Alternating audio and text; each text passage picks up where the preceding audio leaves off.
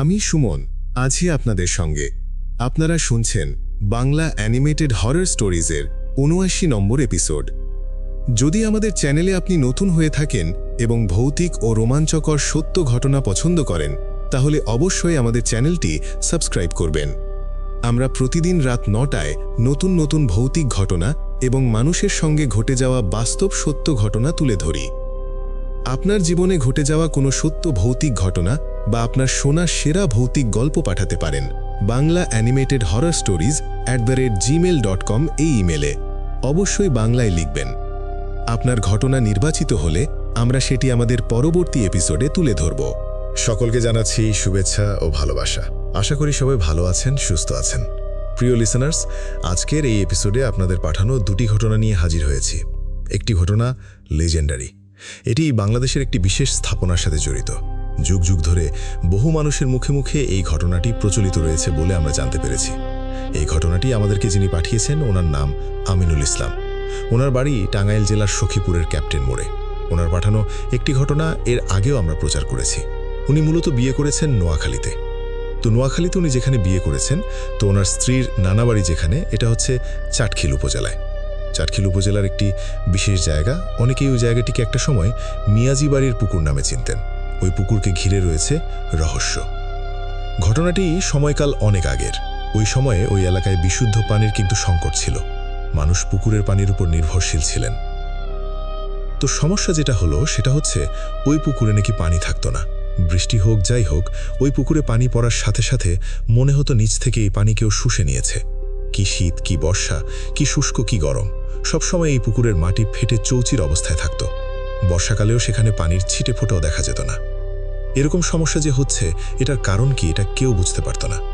পুকুরে পানি না থাকার কারণে মিয়াজি বাড়ি সহ আশেপাশে যে ঘরবাড়িগুলো রয়েছে, তাদের তীব্র পানি সংকট ছিল। এই কারণে অন্যত্র আরেকটি পুকুর তারা খনন করলে সেখানে পানি ওঠে, কিন্তু এখানে পানি উঠত না। কিন্তু কেন এই পুকুরে পানি ওঠে না? ওনারা বিভিন্নভাবে দোয়া করিয়েছেন, হুজুর ডেকে, কোনোভাবেই কাজ হচ্ছিল না। একটা সময় বড় একজন বুজুর্গ ব্যক্তি এসে সেখানে দোয়া করেন সম্মিলিতভাবে। এলাকার যারা গণ্যমান্য ব্যক্তি ছিলেন, আরও যারা ছিলেন, সোজা কথা প্রত্যেক বাড়ির লোকজনই ওই দোয়া অনুষ্ঠানেও উপস্থিত ছিলেন। এরপর আল্লাহর রহমতে টানা ৩ দিন ওই এলাকায় বৃষ্টি হয়। বৃষ্টির পর দেখা গেল ওই পুকুরে পানি জমেছে। শুধু কি তাই, আরও এক অদ্ভুত দৃশ্য সবাই দেখতে পেলেন। তা হচ্ছে পুকুরের মাঝখানে শাপলা ফুল ফুটেছে। শুধু শাপলা নয়, পদ্ম ফুলেরও অস্তিত্ব দেখা যাচ্ছিল। আরও একটি ব্যাপার, পুকুরের পানির ওপরে ছোট ছোট বিভিন্ন পাতা দেখা যাচ্ছিল। মনে হচ্ছে নিচ থেকে এই গাছগুলো হয়েছে। অনেক জলজ উদ্ভিদ থাকে না, ওরকম। এই পাতার উপর কিন্তু ছোট ছোট পোকামাকড় বড়জোর বসতে পারে, ব্যাঙও কিন্তু বসতে পারে না। আর পদ্ম পাতা বা শাপলা পাতা যেটা, এটার উপর ছোটখাটো ব্যাঙ বসতে পারে। বড় আকারের ব্যাঙ বসলে কিন্তু সে ডুবে যায়। ওই রকম একটা জায়গায় একজন ব্যক্তিকে দেখা গেল, যিনি এই পাতার উপর ধ্যানমগ্ন অবস্থায় ছিলেন। অদ্ভুত ব্যাপার হচ্ছে, ওনার শরীরে কোনো কাপড় চোপড় ছিল না। একজন বৃদ্ধ মানুষ, পুরুষ মানুষ, উনি সেখানে ধ্যানমগ্ন থাকতেন। ২৪ ঘন্টাই তাকে সেখানে দেখা যেত। উনি ওখান থেকে কোথাও যেতেন না। উনি এই অবস্থায় আছেন। এটা তো দেখতে ভালো দেখায় না, যার কারণে ওই দিকটাতে কোনো মহিলা মানুষ আসতেন না। পুরুষরা এসে দেখতেন, উনাকে ডাক দিতেন, উনি উত্তর দিতেন না, যেহেতু উনি ধ্যানমগ্ন অবস্থায় থাকতেন। মাঝে মাঝে দেখা যেত যে উনি ওই ছোট ছোট পাতার উপরেই অনায়াসে সেজদা দিচ্ছেন, নামাজ পড়ছেন। ওই অবস্থাতেই মানুষজন তো তখন ওই এলাকায় আশেপাশে ওরকম ছিল না। শোনা যায় ও সময় মাত্র 7টি পরিবার আশেপাশে ছিল। এখন তো অনেক ঘনবসতি হয়েছে। আর এই ঘটনা তো বহু আগের। অর্থাৎ এই ঘটনাটি মূলত যখন ঘটে, এখন থেকে আনুমানিক 150 বছরের কাছাকাছি সময় হতে পারে বলে ধারণা করেন। এক্স্যাক্ট সময়টা বলা যায় না। তো এই ঘটনাটি মূলত এই আমাদের আমিনুল ইসলাম ভাই ওনার ওয়াইফের কাছ থেকে শুনেছেন। তো এরকম চলছে, সেখানে ওই ব্যক্তি এভাবে সারাদিন ধ্যানমগ্ন থাকেন। রাত্রে গেলেও তাকে দেখা যায়। স্থানীয় লোকজন অদ্ভুত একটি বিষয় খেয়াল করলেন। তা হচ্ছে ওই ব্যক্তি যেখানে ধ্যানমগ্ন আছেন, তার পাশ দিয়ে বেশ কিছুটা জায়গা জুড়ে মনে হচ্ছে পানির নিচ থেকে ইট ভেসে উঠছে। তার মানে হচ্ছে নিচে কোনো নির্মাণ কাজ চলছে। ইট গাঁথুনি হতে হতে হতে হতে আস্তে আস্তে পানির ওপরে ইট ভাসছে। প্রতিদিনই দেখা যেত যে অল্প কিছু করে ইট আরও বেশি করে দেখা যাচ্ছে। তার মানে হচ্ছে নতুন করে কাজ হয়েছে। এভাবে প্রতিদিনই সেখানে হচ্ছে। মনে হচ্ছে যে পানির নিচ থেকে একটি মসজিদ আস্তে আস্তে ভেসে উঠছে বা তৈরি হচ্ছে। হতে হতে দেখা গেল যে সেখানে গম্বুজের মতো হয়ে যায়, পরিপূর্ণ একটি মসজিদ হয়ে যায়। খুব বেশি দিন লাগে নাই, অল্প কিছু দিনের মধ্যেই। এরপর ওই ব্যক্তি প্রথমবারের মতো এলাকার লোকদের সাথে কথা বলেন। ওই ব্যক্তি ওখান থেকে হেঁটে পানির উপর দিয়েই হেঁটে পাড়ে চলে আসেন। পাড়ে উঠে উনি হাঁটতে থাকেন সামনের দিকে। বোঝাই যাচ্ছে উনি এখান থেকে চলে যাবেন। চলে যাবার জন্য যখন হাঁটা শুরু করলেন, আশেপাশে বিভিন্ন মানুষজন ওনাকে দেখছিলেন। দিনের বেলাতেই কিন্তু উনি চলে যাচ্ছেন। প্রথমবারের মতো উনি ইশারা দিয়ে কিছু মানুষকে ডাকলেন। কিছু মানুষ যখন তার কাছে এলেন, তখন উনি বললেন, তোমাদের জন্য এই জায়গায় মসজিদটি রেখে গেলাম। তোমরা কিন্তু কখনো এর অমর্যাদা করো না। এখানে এমন কোনো কাজ করো না যা অপরাধ। এখানে কেউ চুরি করবে না, এই জায়গাটা কেউ নষ্ট করবে না। এই বলেই উনি ওখান থেকে চলে যান। তবে লোকজন দেখছিলেন উনি যেদিক দিয়ে হাঁটছিলেন, হাঁটতে হাঁটতে উনি নদীর দিকে চলে গেলেন এবং সবার সামনেই নদীর পানির উপর দিয়ে উনি হাঁটতে হাঁটতে কোথায় যেন হারিয়ে গেলেন। ওনাকে পরবর্তীতে আর কোথাও দেখা যায়নি। তো এই যে মসজিদটা, এই মসজিদটাতে উনি বলেছিলেন যে 5 ওয়াক্ত নামাজ পড়তে হবে। এলাকাবাসীর দায়িত্ব এটা থাকলো, সবাই যেন এখানে এসে নামাজ পড়ে। তবে এরকম একটা মসজিদ এভাবে রহস্যময় একটা ভাবে তৈরি হয়ে গেল, এটা তো মানুষের মধ্যে একটা ভীতি সৃষ্টি করেছিল। ভীতি, কৌতূহল সবকিছুই ছিল, তবে ভক্তি শ্রদ্ধার কোনো অভাব ছিল না। আস্তে আস্তে একজন দুইজন করে ওই মসজিদে গিয়ে সালাত আদায় করতে শুরু করলেন। এরপর দেখা গেল অনেক মানুষই সেখানে এসে নামাজ আদায় করতে থাকেন। সমস্যা দেখা দিত ভোরবেলা। ফজরের আজান যিনি দিবেন, উনি আসতে সহজে সাহস পেতেন না, মানে সাহসে কুলাতো না আর কি। কেন কুলাতো না? এর পেছনে আর একটা কারণ রয়েছে, তা হচ্ছে তাহাজ্জুদের নামাজের জন্য একটা আজান হয়। এই আজানটা আমাদের দেশে ওভাবে প্রচলিত না। মধ্যপ্রাচ্যের বিভিন্ন দেশগুলোতে তাহাজ্জুদের নামাজের আজান হয়। তো ওখানে নাকি জিনেরা অনেক ভোরবেলা তাহাজ্জুদের নামাজের আজান দিত। তখন আশেপাশে যে সমস্ত ঘরবাড়ি ছিল তারা সেই আজানটা শুনতে পেতেন। আবার দেখা যেত ফজরের আজান কেউ দিতে আসেনি, কিন্তু ফজরের আজানের সময় হয়ে গেছে, তখনও ফজরের আজানের ধ্বনি দেশে আসতো। কে আজান দিয়েছে পরবর্তীতে তাকে খুঁজে পাওয়া যায় না। একজন আরেকজনকে প্রশ্ন করত, কোনো ব্যক্তিকেই খুঁজে পাওয়া যেত না যে কে আজান দিয়েছে। তখন তারা বুঝতে পারলেন যে এখানে অনেক পরহেজগার জিনেদের আনাগোনা রয়েছে, যারা এখানে আসেন, তাহাজ্জুদের সালাত আদায় করেন, ফজরের নামাজ পড়েন, অন্যান্য নামাজও হয়তোবা শরিক থাকে, তো ওনারা তো আর বুঝতে পারেন না। তো এভাবেই কিন্তু মসজিদটা আস্তে আস্তে আবাদ হয়ে যায়। ওখানে কিন্তু সবাই এই মসজিদের সম্মান রক্ষার্থে যথেষ্ট সচেতন। এটা কিন্তু এখনও রয়েছে। ওই মসজিদে কিন্তু কোনো ধরনের অপকর্ম করা নিষেধ। দুটি ঘটনা চালু আছে, তা হচ্ছে একজন ব্যক্তি, ওই ব্যক্তি বহু বছর পর ওই মসজিদের যেই দান বাক্স, সেখান থেকে কিছু টাকা চুরি করেছিলেন। টাকা চুরি করার পরপরই তার হাতের আঙুলগুলো বেঁকে যায় এবং হাতে তীব্র যন্ত্রণা শুরু হয়ে যায়। যখন উনি বুঝতে পারলেন যে এই কারণে এটা হয়েছে, তখন উনি ওই মসজিদের দায়িত্বে থাকা কমিটির কিছু লোকজনের কাছে বিষয়টা বলেন যে উনি তো এই কাজটা করছেন, এই কারণে এরকম হয়ে গেছে। তখন কমিটির লোকজন ওনাকে অত্যন্ত কটু কথায় বকাঝকা করেছিলেন যে তুমি এইরকম একটা কাজ কিভাবে করতে পারলা? তুমি জানো না, যুগের পর যুগ ধরে আমরা এই মসজিদের সম্মান রক্ষা করে আসছি, এখানে এই ধরনের কাজ করা নিষেধ। তুমি তো পুরোপুরি নষ্ট হয়ে গেছে, তুমি একটা নষ্ট মানুষ, তা না হলে এই কাজটা তুমি করতে পারতা না। তুমি তো এটা জানতা, জেনে শুনে তুমি এই কাজটা করছো লোভে পড়ে। তোমার আহামরি এমন কোনো অভাব নাই যার কারণে তোমাকে এই দান বাক্সে এসে হাত দিতে হবে চুরি করার জন্য। তোমার সমস্যা তুমি আমাদেরকে বলতা, তুমি এই কাজটা কেন করতে গেছো? তুমি নষ্ট। এই যে নষ্ট নামটা চলে আসছে, এখনও ওই ব্যক্তি জীবিত আছেন। সবাই তাকে নাকি নষ্ট নামেই চেনে। সবাই জানে যে উনি এই কাজটি করেছিলেন। তো যাই হোক, উনি তো ওনার অপরাধ স্বীকার করেছিলেন, পরবর্তীতে উনি স্বাভাবিক হয়েছিলেন, এটা সত্য। তবে উনি এখনও জীবিত আছেন, সবাই তাকে। আলাদা কটেজ ছিল। তো যেই ভদ্রলোক, সঙ্গত করে নামটা উনি বলেন নাই, ওই ভদ্রলোক আরেকটা কটেজে থাকতেন। এক রাত্রে দরজায় কিছু সময় পর পর ঠক ঠক আওয়াজ, মানে আমরা যখন দরজায় নক করি তখন তো ঠক ঠক ঠক ঠক এরকম আওয়াজ, কিন্তু মনে হচ্ছে থেমে থেমে আওয়াজটা আসছে। ঘটনাটা কি? এই আওয়াজটা কোত্থেকে আসছে? এই একটা আওয়াজের গ্যাপে মনে হচ্ছে 5 সেকেন্ড 10 সেকেন্ডের একটা গ্যাপ আছে। মানে মাঝখানে কটেজের জানালা দিয়ে রাতের বেলা ফারহাদ ভাই যখন বাইরে থাকে, মানে জানালা দিয়ে কিন্তু দরজা দেখা যায়, যদি মাথা বের করা যায় দরজাকে এটা বোঝা যায় আর কি। তো উনি দেখেন অদ্ভুত একটা দৃশ্য। ওই যে বাংলাদেশি যে ভাই যিনি আক্রান্ত হয়েছেন, মনে হচ্ছে উনি ঘাড়টা সামনের দিকে ঝুঁকিয়ে কটেজের যে দরজা, ওই দরজার দিকে ভেতরে ঢোকার চেষ্টা করছেন। দরজা তো বন্ধ। যখনই মাথাটা নিচু করে দরজার সাথে একটা ধাক্কা লাগে, ঠস করে একটা শব্দ হয়। আবার ওই ধাক্কা খেয়ে একটু পেছন দিকে চলে যান। এর 5, 7 বা 10 সেকেন্ড পর আবার সামনের দিকে যখন উনি ঝুঁকে পড়েন, দরজার সাথে আবার ঠক করে একটা শব্দ হয়। ওই ধাক্কা খেয়ে আবার একটু পেছন দিকে চলে যান। মনে হচ্ছে যে উনি ঘুমন্ত, ঘুমের ভেতরেই উনি ওভাবে হাঁটতে হাঁটতে ওখানে চলে এসেছেন। উনি নিজেও জানেন না উনি কোথায় আছেন, কেন এখানে আসছেন।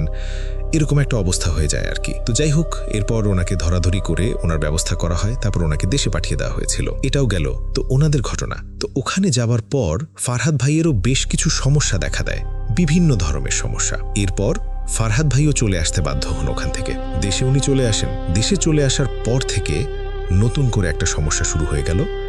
তা হচ্ছে উনি ঘুমালেই একটা ভয়ঙ্কর স্বপ্ন দেখতেন। কিছু মেয়ে ওনাকে ধাওয়া করছে সমানে ধাওয়া করছে। আবার দেখা যেত যে উনি যখন রাতের বেলা ঘুমিয়ে থাকতেন, হঠাৎ করে ওনার চোখ খুলে যেত। আমরা যখন রাত্রে ঘুমিয়ে থাকি হঠাৎ করে কিন্তু চোখ সহজে খোলে না। মনে হতো কেউ জোর করে ওনার চোখের পাতা দুটিকে খুলে দিয়েছে, কিন্তু খোলার পর উনি কোনো ভয়ঙ্কর দৃশ্য দেখতেন না। আর ঘুমালে উনি কিছু মেয়েদেরকে দেখতেন, মেয়েগুলো তাকে ধাওয়া করছে। আবার কিছু কিছু মেয়েদেরকে দেখতেন যাদের চুল হচ্ছে গোল্ডেন কালারের, তারা মিটি মিটি হাসিয়ে দূর থেকে। ঘুমের মধ্যে উনি স্বপ্নে দেখছেন উনি রিকশায় উঠেছেন, এই মেয়েগুলো পিছনে ধাওয়া করছে, এই মেয়েগুলো ওনাকে স্বপ্নের মধ্যে বিরক্ত করছে। ওনার আরেকটা মারাত্মক সমস্যা হতো, উনি সকালবেলা ঘুম থেকে উঠেই দেখতেন ওনার পায়ের রগের উপর রগ উঠে গেছে, হাঁটতে পারতেন না, প্রচণ্ড পায়ে ব্যথা হতো। আর ঠিক মাগরিবের সময় তীব্র মাথা ব্যথা হতো। এরকম সমস্যা যখন চলতে থাকে তখন উনি যে কাজটি করেছিলেন সেটা হচ্ছে যে ভালো একজন হুজুরকে দেখিয়েছিলেন। হুজুর দেখার পর বলেছিলেন যে ওনার, আবারও বলছি, এই মসজিদটাকে আমোশা মিয়াজি মসজিদ বলে, তবে আমি নেট ঘেটে দেখলাম আমানত শাহ মিয়াজি মসজিদ নামেই নেটে আমি দেখতে পেলাম। এটি নোয়াখালী জেলা চাটখিল উপজেলার গোবিন্দপুরে অবস্থিত। আপনারা যারা ওই এলাকায় আছেন তারা অবশ্যই চিনবেন, আর যারা যদি কখনো মনে করেন যে ওদিকটাতে যাবেন তবে মসজিদটা ঘুরে আসতে পারেন। এটাই ওই মসজিদের একটা ঐতিহাসিক সত্য তথ্য। এটা যে শুধু আমরা বললাম এখানে তা না, এটা আরও বহু মানুষই জানেন। প্রিয় লিসেনার্স, একবার ভাবুন যে একটি জায়গায় পানি থাকে না, মিষ্টি হলেও পানি থাকে না, সেই পানি মনে হচ্ছে নিচ থেকে কেউ শুষে নিচ্ছে। ওখানে এটা কেন হতো? এরপর ওই ব্যক্তি উনি কোথা থেকে এসেছিলেন, উনি ওখানে সাধনা শুরু করলেন, ধ্যানমগ্ন হলেন, দেখা যেত যে ওই পাতার উপরে নামাজ পড়া শুরু করলেন। আস্তে আস্তে সেখানে একটি মসজিদ উঠে যাচ্ছে। সেই মসজিদটা কালের বিবর্তনে আজকে অনেক সুন্দর হয়েছে, তবে মূল কাঠামোটা কিন্তু এখনও রয়েছে। সেখানে মানুষ নামাজ আদায় করছেন। আসলে ওখানে ছিলটা কি? শুরুতে কেনই বা ওই দরবেশ সেখানে আসলেন? ওখানে কি আসলে এমন কিছু ছিল যা মানুষের জন্য ক্ষতির কারণ হতো, যার কারণে ওখানেও দরবেশ এসে আধ্যাত্মিক সাধনা করে এই মসজিদটি তৈরি করিয়েছিলেন? এটা কিন্তু আজও অজানা বিষয়। এটা নিয়ে আরও অনেক ইতিহাস থাকতে পারে, তবে আমি যতটুকু জানতে পেরেছি, আমিনুল ইসলাম ভাই যতটুকু আমাদেরকে বলেছেন সেই অনুযায়ী আপনাদের সাথে শেয়ার করলাম। আপনাদের যদি এই মসজিদ নিয়ে আরও জানা থাকে তাহলে কিন্তু আমাদের সাথে শেয়ার করতে পারেন, এই ভিডিওর কমেন্ট সেকশনে শেয়ার করতে পারেন। এছাড়া আপনারা এই মসজিদ নিয়ে বিশেষভাবে আমাদের ফেসবুক গ্রুপেও কিন্তু পোস্ট করতে পারেন। ধন্যবাদ জানাচ্ছি আমিনুল ইসলামকে। এই ঘটনাটি আমরা যার কাছ থেকে পেয়েছি ওনার নাম সিরাজুল ইসলাম। ওনার বাড়ি চাঁদপুর জেলার মতলব দক্ষিণ উপজেলাতে। ঘটনাটি উনি ওনার দাদির মুখ থেকে শুনেছেন। দাদির নাম লালমতি। দাদির বর্তমান বয়স 96 বছর। বার্ধক্যজনিত কারণে বিভিন্ন ধরনের রোগ ব্যাধি ওনার শরীরে বাসা বিঁধেছে। আর যখন উনি মোটামুটি স্বাভাবিক ছিলেন, মোটামুটি স্বাভাবিক না, উনি বিভিন্ন সময়ই এই ঘটনাগুলো অনেকের সাথেই শেয়ার করেছেন। তাই সিরাজুল ইসলাম ভাইও এই ঘটনাটি বিভিন্ন সময় অনেকবারই দাদির কাছ থেকে শুনেছেন। উনি জানিয়েছেন দাদির কাছে এখন নতুন করে কিছু জিজ্ঞেস করাটা আসলে ওভাবে উচিত হয় না, কেননা দাদি যখন কোনো কথা বলেন এক কথা অনেকবার বলতে থাকেন। এটা বার্ধক্যজনিত কারণে এই সমস্যাটা হয়েছে। আর যেহেতু এত বছর বয়স হয়ে গেছে, অনেক স্মৃতি উনার হারিয়ে গেছে। এই কারণে অনেক তথ্য উনি এখন আর বলতে পারেন না। কিছু কিছু কথা মনে করতে পারেন, তবে পুঙ্খানুপুঙ্খভাবে সেগুলোর বর্ণনা করতে পারেন না। তো যাই হোক, মূল ঘটনায় চলে যাই। মূল ঘটনাটি যখন ঘটে তখন দাদির জন্মও হয় নাই। দাদির বর্তমান বয়স যদি 96 বছর হয়, তখন দেখা যাচ্ছে যে এখন থেকে 100 বছরের বেশি সময় আগে এই চাঁদপুর যে জেলা, তারপর মতলব যে থানা, এখন তো মতলব উত্তর দক্ষিণ থানা, তখন তো ওই সমস্ত এলাকাগুলোতে ইলেকট্রিসিটির কথা চিন্তাও করা যায় না। ওই সমস্ত এলাকা তো দূরের কথা, বর্তমানে যে সমস্ত এলাকাগুলো শহর হয়ে গেছে, জেলা শহর হয়েছে, আজ থেকে 100 বছর বেশি সময় আগে সেখানেও তো ইলেকট্রিসিটি ছিল না। ওই সময়ে দেখা যেত যে যারা ধান ভাঙতেন, অর্থাৎ ধান থেকে চাল বের করতেন, ঢেকেই ছিল একমাত্র ভরসা। এই লালমতি দাদি যিনি বাবা, তার নাম ছিল ইউসুফ আলী মুন্সি। উনি মসজিদের একজন ইমাম ছিলেন। ওই সময় ওই এলাকায় যারা ধর্মীয় কাজের সাথে নিয়োজিত থাকতেন তাদেরকে মৌলভী, মুন্সি, মোল্লা এগুলো বলা হতো। তো উনি মুন্সি নামে পরিচিতি পান। উনার মূল নাম হলো মোহাম্মদ ইউসুফ আলী, নামের সাথে মুন্সি যুক্ত হয়ে গেল আর কি। উনি একজন রাকি ছিলেন। উনার অনুগত বেশ কিছু জিন ছিল। তারা যে শুধু তাকে এই রুকিয়া সংক্রান্ত কাজে সহযোগিতা করত বিষয়টা এরকম না, বাড়ির অনেক ভারী কাজও নাকি তারা এমনিতেই করে দিত। যেমনটা হতো এই ঢেকিতে ধান ভাঙানো। ঢেকি পাড় দেয়া কিন্তু বেশ কষ্টসাধ্য একটি বিষয়। বাড়ির মহিলারা কি করতেন, অনেক রাত্রে উঠতেন, সন্ধ্যার পরপর খাওয়া দাওয়া করে ঘুমিয়ে যেতেন।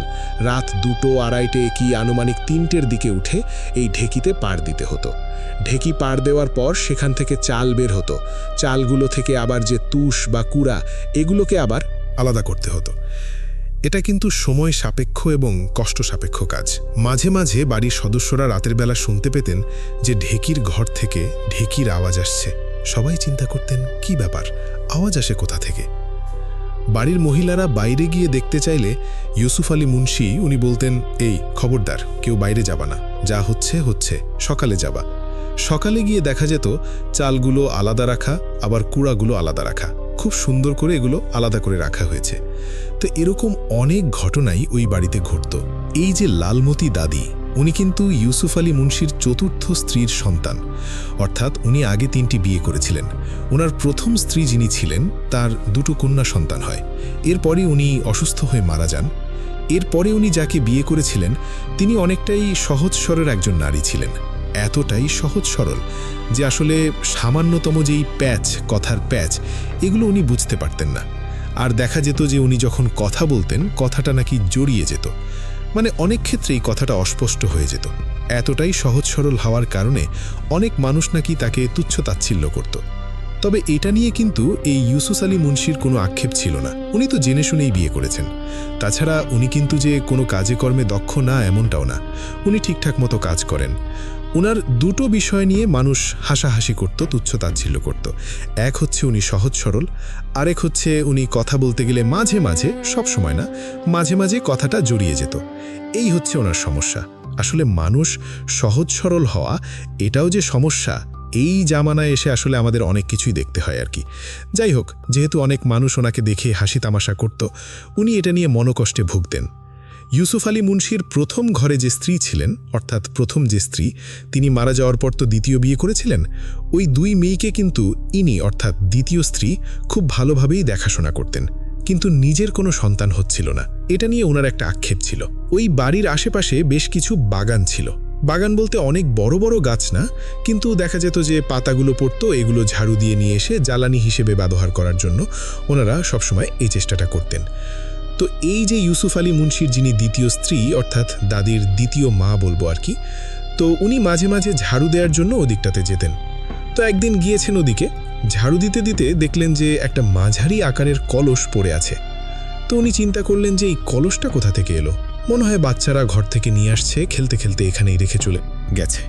তো উনি কলসটা ধরলেন, দেখলেন কলসের মুখটা আটকানো, আর কলসটা বেশ ভারী। উনি চিন্তা করেন এটা কিসের তৈরি। একবার মনে হচ্ছে লোহার, একবার মনে হচ্ছে পিতলের, নাকি তামার, নাকি উনি আসলে ওভাবে বুঝতে পারছেন না। উনি তো অতি সহজ সরল একজন নারী। উনি কি করলেন যে এইটা নিয়ে ঘরে রেখে দিয়েছেন। উনি চিন্তা করেছেন এই বাড়িরই হবে, বাচ্চা কাচ্চারা নিয়ে আসছে। অনেক সময় দেখা যেত যে ওনাদের যে আত্মীয় স্বজন আশেপাশে আছে ওনারাও তো ঘরের মধ্যে আসতো, আবার ওনার তো আগের পক্ষের 2টো মেয়ে ছিল, তারাও নিয়ে আসতে পারে। উনি বাসার কোথায় কি আছে এই বিষয়গুলো ওভাবে তখনও অবগত ছিলেন, মানে এমন জায়গা আছে উনি ওখানে হাতও দেন নাই, আর ওনার স্বামীর সাথে ওই বিষয়ে কথা বলেন নাই যে ওখানে কি আছে না আছে। ওনার প্রয়োজনের জন্য যতটুকু কাজ করতে হতো, যতটুকু কাজের জন্য যাওয়া লাগে, সেই সমস্ত জায়গাগুলোতে উনি যেতেন, এই পর্যন্তই। আর অতি সহজ সরল হওয়ার কারণে অনেক বিষয় উনি আসলে খেয়ালও করতেন না।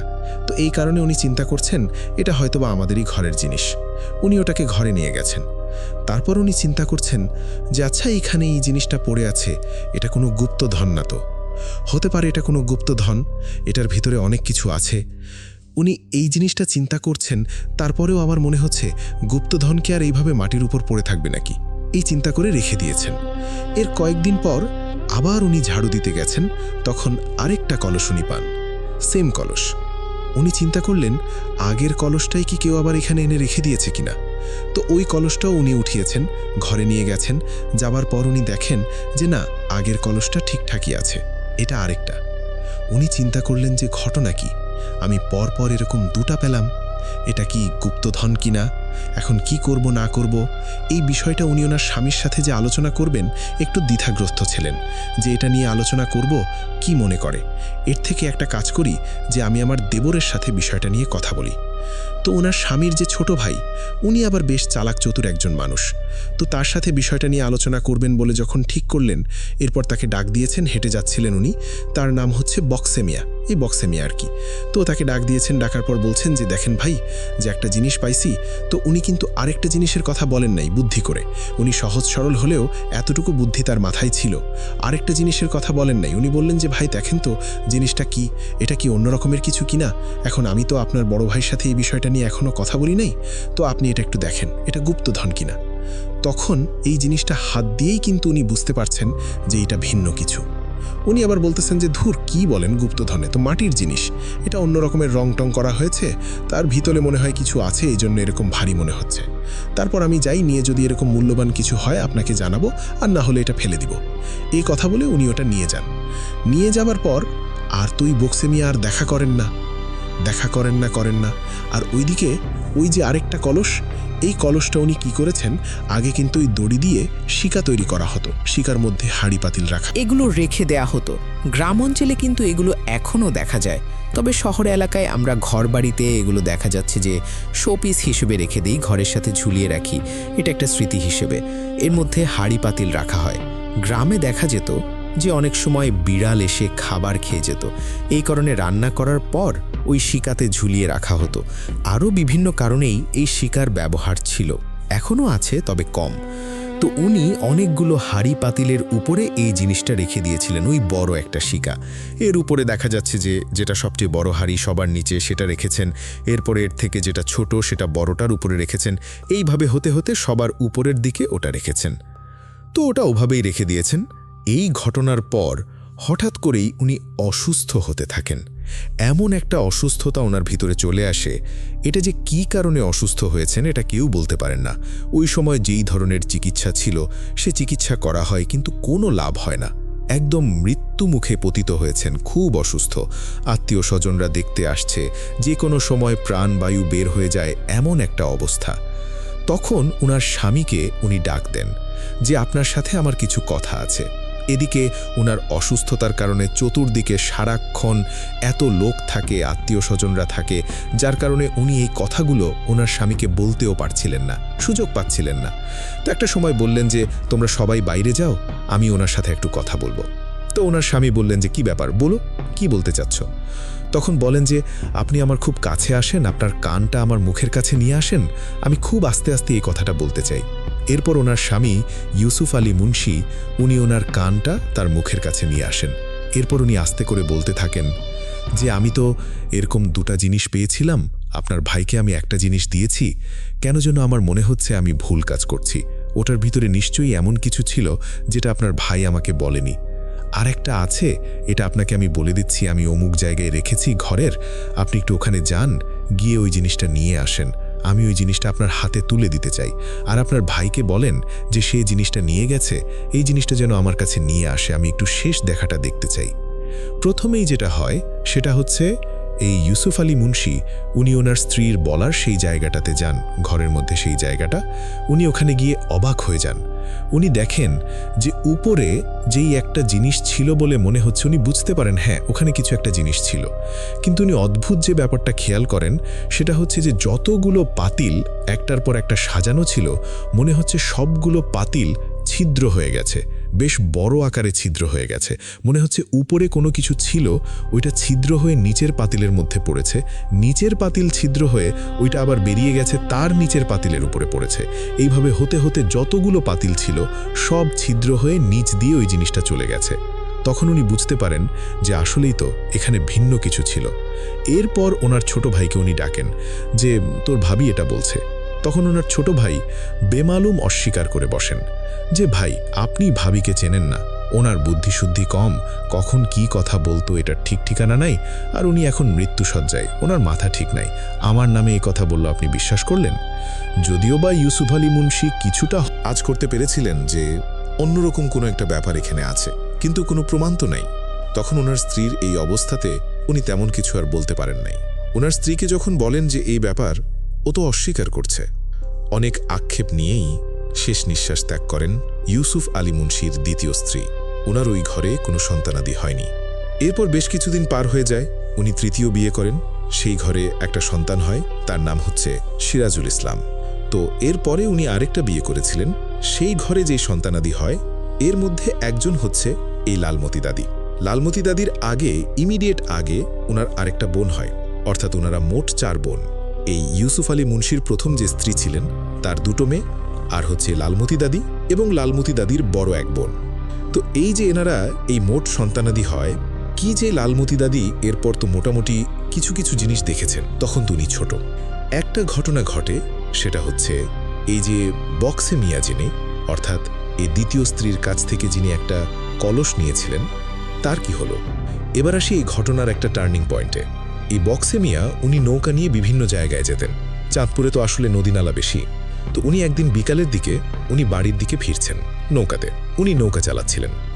হঠাৎ করে দেখতে পেলেন নৌকার একদম মাথায় একটা বাচ্চা মেয়ে বসে আছে। ফ্রক টাইপের কোনো জামা পরা বাচ্চা মেয়েটা তার দিকে পিঠ দিয়ে বসে আছে, আর তার যে 2 পা, এই 2 পা 2 দিকে ঝুলিয়ে দিয়ে বসে আছে, অর্থাৎ নৌকা যেদিকে যাচ্ছে ওই দিকে মুখ করে সে বসে আছে। উনি চিন্তা করলেন, আচ্ছা এই মেয়েটা কোথা থেকে এলো? সাঁতরে উঠলেও তো আমি দেখতে পাবো, আর তার জামা কাপড়ও তো ভেজা না। মেয়েটার গরম দেখে মনে হচ্ছিল তার বয়স 6 কি 7 বছর হবে বড়জোর, এরকম। তো উনি বুঝতে পারছিলেন না যে ঘটনাটা কি। এটা বুঝতে না বুঝতেই হঠাৎ করে ওই মেয়েটা ওখানে বসে থাকা অবস্থাতেই প্রচণ্ড জোরে অট্টহাসি দিতে থাকে। আর এই অট্টহাসি কোনো বাচ্চা মেয়ের অট্টহাসি না, মনে হচ্ছে খুবই ভয়ঙ্কর বাজখাই কণ্ঠে কেউ অট্টহাসি দিচ্ছে। এরপর মেয়েটা যেদিকে ঘুরে আছে ওই দিক থেকে তার মাথাটা পুরো 180 ডিগ্রি অ্যাঙ্গেলে এই বক্সে মিয়ার দিকে ঘুরিয়ে ফেলে। বক্সে মিয়া দেখেন যে মেয়েটার চেহারা ভয়ঙ্কর না হলেও চোখ দুটো অস্বাভাবিক রকমের লাল। সে তখন বলতে থাকে, কি রে বক্সে মিয়া, সবাইকে তো বোকা বানালি, এই কাজটা কেন করলি? তোর তো আর নিস্তার নাই। তুই জানিস তুই কত বড় অপরাধ করছিস? আমার ওস্তাদের স্ত্রী, সে খুবই সহজ সরল একজন মহিলা ছিল। এত ভালো মহিলা বর্তমানে কয়টা আছে রে? কয়টা পাওয়া যায়? সে কথা বলতে গেলে জড়িয়ে যেত, কত মানুষ তাকে নিয়ে কত হাসি তামাশা করত। ওনার কোনো সন্তানাদিও হচ্ছিল না, সবাই তাকে নিয়ে কত কথা বলতো। আমার ওস্তাদের অনুগত যে জিনেরা আছে তার মধ্যে আমি একজন। তখন আমি চিন্তা করলাম যে আহারে, উনি কত মানুষের কত কথা সহ্য করতেছে। উনাকে যদি কোনো একটা জিনিস দেই, তাহলে অন্তত এই জিনিসটা বিক্রি করে এই পরিবার আরও একটা ভালো অবস্থায় যাবে। যেহেতু এই জিনিসটা উনি পেয়েছে, তাই পরিবারে ওনার গুরুত্ব বাড়বে, উনার সাথে সবাই হিসাব নিকাশ করে কথা বলবে। এই জন্যই তাকে একটা জিনিস দিলাম। সে বুঝতে না পেরে সরল বিশ্বাসে তোর হাতে দিল। তুই কি করলি? তুই এটা আত্মসাৎ করলি, তোর তো আর নিস্তার নাই রে। তখন এই যে বক্সে মিয়া, উনি তো ওই নৌকা বাবা ছেড়ে দিয়ে সামনের দিকে এগিয়ে গিয়ে 2 হাত জোর করে ওই মেয়েরূপী অবয়বের কাছে বলে, দেখেন, আমি সত্যি অন্যায় করছি। আমি আসলে এতটা খারাপ মানুষ না যতটুকু আপনি ভাবতেছেন। হ্যাঁ, আমার লোভ হয়েছে, আমি আত্মসাৎ করছি, এটা সত্য। আমি অন্যায় করছি। আমি ওই জিনিসটা অন্য কোথাও বিক্রি করি নাই, ওটা আমার কাছেই আছে। আমি এটা ওনার স্বামীর কাছে দিয়ে দেব।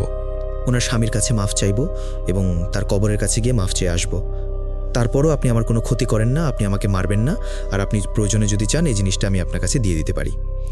এই কথা বলার পর মনে হলো ওই অবয়বটার চেহারায় যে একটা রাগী ভাব ছিল, এইটা একটু কমে আসলো। তখন বলল যে, শোন, আমরা কিন্তু ক্ষতিকর কোনো জিন না, আমরা ভালো জিন। মূলত তুই একটা সরল সহজ মানুষের সাথে যে আচরণটা করেছিস, এটা আমাদের কাছে ভালো লাগে নাই। যাই হোক, তুই দোষ স্বীকার করছিস, এই জিনিসটা আমার কাছে ভালো লাগছে। এখন আমি যেটা বলি সেটা শোন। তুই এই জিনিসটা ভাঙবি, ভাঙার পর এর ভিতরে অনেক মূল্যবান জিনিস পাবি, আর এই জিনিসটা ভাঙবি তার স্বামীর উপস্থিতিতে। তাকে গিয়ে সব দোষ স্বীকার করবি, আর এটা থেকে যা যা জিনিস পাবি, এর থেকে একটা অংশ এই গ্রামসহ আশেপাশের যে গ্রামে মানুষরা আছে তাদেরকে রান্না করে খাবার, রান্না গরু খাসি এগুলো জবাই করে রান্না করে খাওয়াতে হবে। একটা দোয়া অনুষ্ঠান করতে হবে, গরিব দুঃখীরা খাবার খাবে, যিনি মারা গেছেন তার রুহের উদ্দেশ্যে এই জিনিসটা করতে হবে। এটা হলো 1 নম্বর কথা। 2 নম্বর কথা, তুই যেহেতু দোষ স্বীকার করেছিস, যা এর থেকে ভাগ তুইও পাবি, তবে এর থেকে ভাগ দুটো করবি। প্রথম ভাগ ওই মহিলার যিনি স্বামী ইউসুফ আলী মুন্সি অর্থাৎ আমাদের ওস্তাদ, তাকে দিবি। আরেকটা ভাগ তুই নিজের মতো করে খরচ করতে পারবি, এটা নিয়ে আমাদের কোনো আপত্তি নাই। তো এটা বলার পরপরই নাকি ওই অবয়বটা অদৃশ্য হয়ে যায়। উনি বাড়িতে যাবার পর তাড়াতাড়ি করে ওই জিনিসটা নিয়ে, ওই যে কলসটা নিয়ে ইউসুফ আলী মুন্সির কাছে যান, গিয়ে সব ঘটনা খুলে বলেন, ওনার কাছে ক্ষমা চান। তখন ইউসুফ আলী মুন্সি বলেন যে আমিও বিষয়টা অনুমান করতে পারছিলাম, কিন্তু আমার জিনেরা এই বিষয়ে আমাকে কিছুই বলেনি, যার কারণে আমি বিষয়টা নিয়ে আর আগাইনি, আর ওদের কাছে আমি কিছু জিজ্ঞেসও করি নাই। যাই হোক, তুই যেহেতু দোষ স্বীকার করেছিস, যেভাবে বলা আছে সেভাবেই কর। একটা সময় নাকি বক্সে নিয়ে উনি বলেন যে না, আমি এখান থেকে কিছুই নেব না, আমি যে অপরাধ করছি আমি এখান থেকে কিছুই নিতে চাই না। পরে যে ইউসুফ আলী মুন্সি বলেন যে না, যেহেতু তোকে বলছে নিতে, তুই নে, আল্লাহর রহমতে কোনো সমস্যা হবে না। তো উনি গড়িমসি করছিলেন, যেহেতু উনি একটা অপরাধ করে ফেলেছেন, এই অপরাধের যে একটা কাফফারা হিসাবে উনি এটা নিতে চাচ্ছিলেন না। আর ওই অবয়বটা এটাও বলেছিল যে পরবর্তীতে এটা বেহাত হয়ে যেতে পারে, এই জন্য ওই যে আরেকটা কলস যেটা ছিল এটা সে নিয়ে গেছে। তো যাই হোক, এরপর দেখা গেল ওটা ভেঙে সেখান থেকে অনেক মূল্যবান জিনিস পাওয়া যায়, স্বর্ণ মুদ্রা পাওয়া যায়। সেগুলো বিক্রি করে ওনারা নাকি অনেক সহায় সম্পত্তি করেছিলেন। এই যে বক্সি মিয়াও করেছিলেন, তারপর ইউসুফ আলী মুন্সি উনিও করেছিলেন। ওনাদের আর্থিক অবস্থা অনেক উন্নত হয়, এমনটাই জানিয়েছেন আর কি। তো দাদির যে আক্ষেপের জায়গাটা, দাদির যিনি বাবা এই যে ইউসুফ আলী মুন্সি, উনি তো এখান থেকে এই জিনিসগুলো সেল করে বিপুল ভূসম্পত্তি অর্জন করেছেন। এটা নিয়ে কিন্তু কোনো সমস্যা হয়নি। এটা ব্যবহার করার কারণে যে অন্য কোনো সমস্যা হবে বিষয়টা এরকম না, কিছুই না, একদম স্বাভাবিক। কিন্তু দাদি আক্ষেপ করেন যে ওনার আরেকজন যিনি ভাই সিরাজুল ইসলাম, তো দেখা গেল যে বাবার বাড়ির সম্পত্তির যে অংশগুলো উনি পাবেন, এই ভাইয়ের কারণে নাকি উনি এটা পান নাই, মানে কানাকুড়িও পান নাই। এটা নিয়ে ওনার খুব আক্ষেপ ছিল যে আমার কিছুই দিল না এরা। তবে দাদির যারা ছেলেমেয়েরা আছেন, সন্তান সন্ততি আছেন, তারা সবসময় বলতো যে তোমার কি লাগবে, তোমার কিছুই লাগবে না, আমরা আছি না। তোমার স্বামীর কি সহায় সম্পত্তি কম আছে, তুমি এখান থেকে অনেক কিছু পাবা না, ওটা তুমি ভুলে যাও। আসলে উনি এটা নিয়ে ওভাবে আক্ষেপও করতেন না। দাদিরও সহায় সম্পত্তি যতটুকু পেয়েছেন ওনার স্বামীর বাড়ি থেকে, এটাও কিন্তু কম না। কিন্তু ওনার আক্ষেপ ছিল যে আমার যারা একদম রক্তের সম্পর্কের আত্মীয়, আমার যে অধিকার, এই অধিকারটা থেকে আমাকে বঞ্চিত করা হয়েছে, এটা ওনার আক্ষেপ ছিল। তো যাই হোক, এটা তো একটা ঘটনা, যেটা হচ্ছে এই কলস সংক্রান্ত যে ঘটনাটা ঘটলো। এবার আসি আরেকটা ঘটনায়, এটা দাদির বিয়ের ঠিক ইমিডিয়েট পরে। তো দাদির যেখানে বিয়ে হয়েছে, এটা কিন্তু মানে দাদির যে মূল বাড়ি, মানে দাদির যিনি বাবা, এই বাবা যে বাড়িটা করেছে, দাদার মানে দাদির যে বাবার বাড়ি, এই যে গ্রামটা, এই গ্রামের 1 গ্রাম তার পরের গ্রামেই দাদির বিয়ে হয়েছে। তো সেখানে তাদের আর্থিক অবস্থাও কিন্তু যথেষ্ট ভালো। তো দাদি সেখানে আছেন, তো দাদার সাথে বিয়ে হয়েছে। দাদার আবার ছোট ভাই ছিল, তার নাম হচ্ছে নুরু। তো ইনি আবার একটু উড়নচণ্ডী স্বভাবের। আজকের ঘটনাটি কেমন লাগলো তা অবশ্যই কমেন্ট করে জানাবেন। যদি ঘটনাটি ভালো লেগে থাকে তাহলে একটি লাইক দিয়ে আমাদের উৎসাহিত করুন, এবং এখনও সাবস্ক্রাইব না করে থাকলে অবশ্যই বাংলা অ্যানিমেটেড হরর স্টোরিজ চ্যানেলটি সাবস্ক্রাইব করে পাশে থাকা বেল আইকনটি অন করে রাখুন, যাতে প্রতিদিন রাত 9টায় নতুন ভৌতিক এবং বাস্তব সত্য ঘটনার নোটিফিকেশন সবার আগে পেয়ে যান। আপনার জীবনে ঘটে যাওয়া কোনো সত্য ভৌতিক ঘটনা বা আপনার শোনা সেরা ভৌতিক গল্প পাঠাতে পারেন বাংলা অ্যানিমেটেড হরর stories@gmail.com এই ইমেলে। আপনার ঘটনা নির্বাচিত হলে আমরা সেটি আমাদের পরবর্তী এপিসোডে তুলে ধরব। আজ এ পর্যন্তই। আমি সুমন। আবারও দেখা হবে নতুন একটি ভৌতিক এবং রোমাঞ্চকর সত্য ঘটনা নিয়ে। সবাই ভালো থাকুন। আল্লাহ হাফেজ।